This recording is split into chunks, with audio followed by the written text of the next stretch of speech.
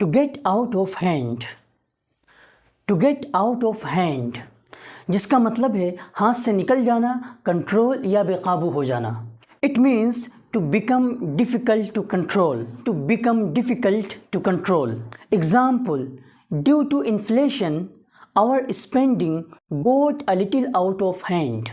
महंगाई की वजह से हमारे खर्चे बढ़ गए। Nowadays children are getting out of hand. Nowadays children are getting out of hand. आजकल बच्चे हाथ से निकल रहे हैं।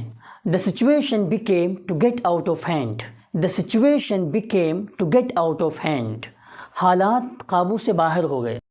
Idiom number 22, get something out of your system जिसका मतलब है अपने इजहार ख्याल से मनफी जज्बात और ख्वाहिशात से छुटकारा हासिल करना। It means to get rid of a wish or emotion, especially a negative one, by allowing yourself to express it. मसलन, he really angered me so I went for a walk to get it out of my system. उसने वाकई मुझे गुस्से में कर दिया, इससे छुटकारा हासिल करने के लिए मैं टहलने चला गया। I had a good cry and got it out of my system.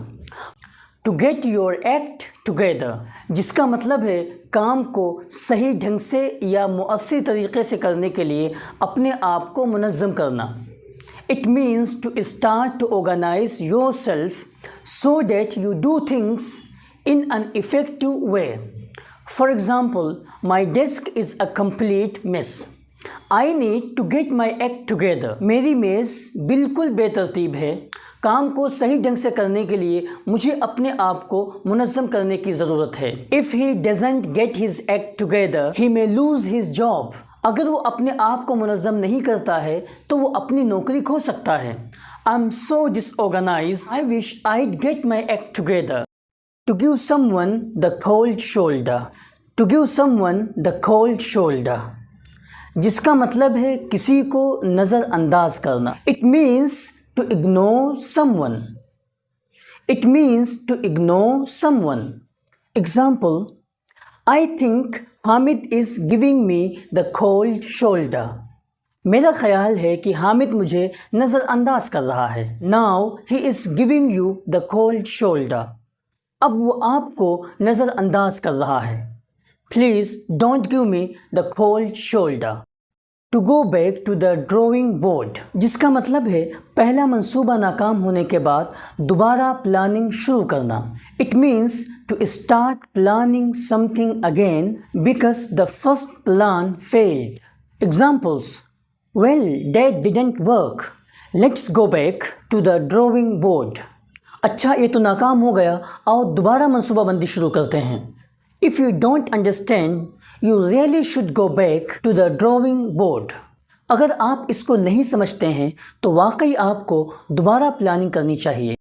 Good things come to those who wait जिसका मतलब है सब्र रखो या सब्र का फल मीठा होता है। It means be patient.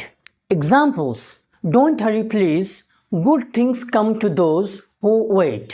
बराए मेहरबानी जल्दी मत करो, सब्र का फल मीठा होता है। हैंग इन देयर जिसका मतलब है मुश्किल वक्त में लोगों को पुरुम्मीद रखना। It means said as a way to tell people to not give up hope even through difficulties. Example, final exam was tough but hang in there and it will be okay. आखिरी इम्तिहानात बहुत मुश्किल हैं लेकिन उम्मीद रखो बेहतर होंगे। To hit the nail on the head. To hit the nail on the head जिसका मतलब है किसी चीज़ को बिल्कुल सही समझना। It means to get something exactly right. Example, you have hit the nail on the head, that is the route we should have taken. आपने बिल्कुल सही समझा है, ये वही रास्ता है जिसको हमें इख्तियार करना चाहिए था। To hit the sec.